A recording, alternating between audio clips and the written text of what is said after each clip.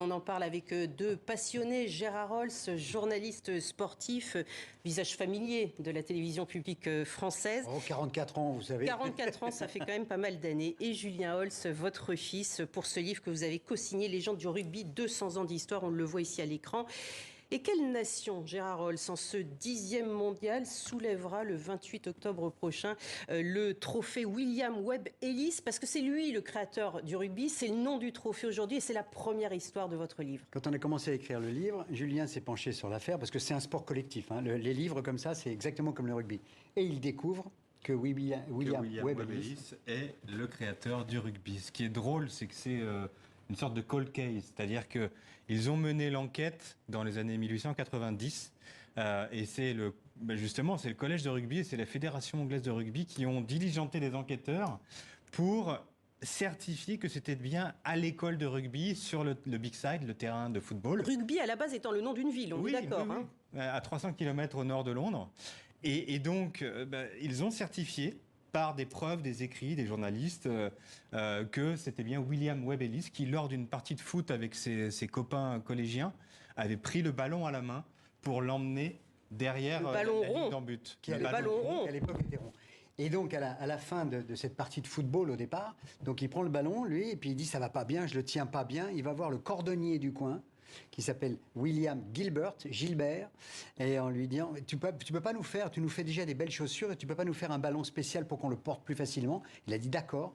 Il a pris 4 panneaux de cuir, une vessie de porc et il leur a créé le premier ballon de rugby, donc qui aujourd'hui encore ce soir.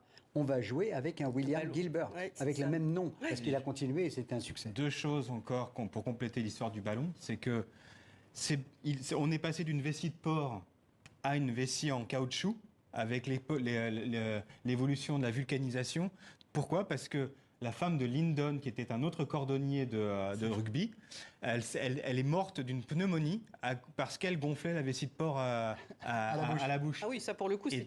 Deuxième information à propos du ballon et la dernière, donc la marque Gilbert, sponsor officiel, fournisseur officiel des ballons de la Coupe du Monde, le ballon va être un ballon connecté. C'est-à-dire qu'on aura plein de statistiques parce qu'il y a un tracker GPS dans le ballon. Donc, pour la vitesse. Il y a une petite puce à l'intérieur du ballon. Là, on parle du match de ce soir, et durant les 8 semaines, il y aura une puce à l'intérieur. Alors justement, ce premier match des 48 à suivre, il y a 48 matchs en tout. Une affiche de rêve, on le disait, France-Nouvelle-Zélande. C'est un choc entre les tricolores qui rêvent donc d'un premier sacre planétaire. Trois finales perdues.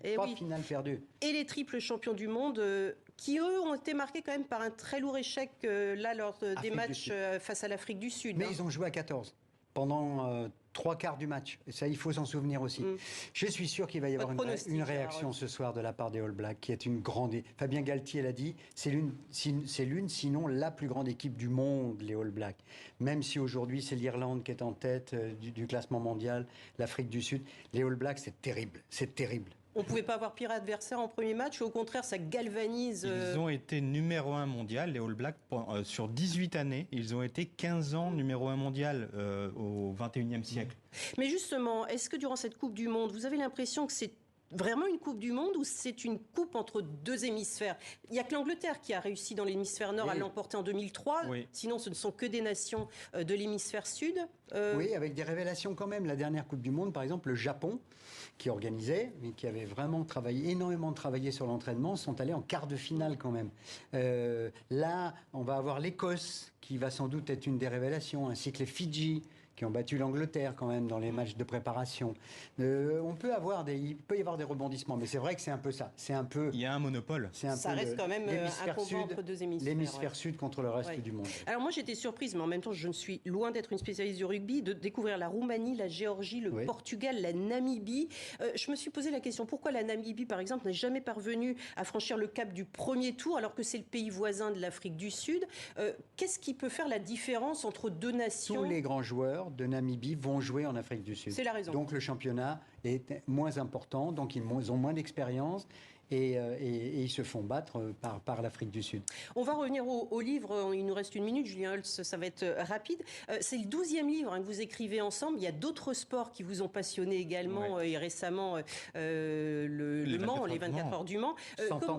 Ouais, 100 ans, là, 200 ans de rugby. Comment vous avez pris l'habitude de travailler ensemble? En fait, tout a démarré à l'été 2012. Tu rentrais des Jeux Olympiques de Londres.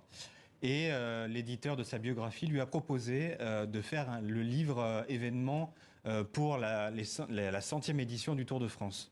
Et donc c'est comme ça que l'aventure a démarré, c'est-à-dire qu'il m'a proposé de travailler avec lui. On a fait ce livre-là qui a été un véritable succès et c'est d'ailleurs notre best-seller depuis 10 ans. Et là, ça va être le rugby. Et là, ça va être le rugby. Normalement, Voilà. oui. Normalement, ça doit bien fonctionner. Gérald Rolls, votre pronostic pour ce soir? Je fais jamais de pronostic, mais on va gagner.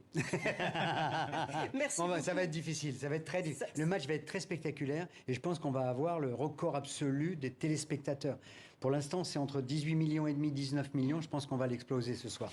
Merci beaucoup. Je vous souhaite un même succès pour votre livre à tous les deux. Merci de nous avoir Légende du rugby 1823-2023. Ça fait donc 200 ans d'histoire de ce sport.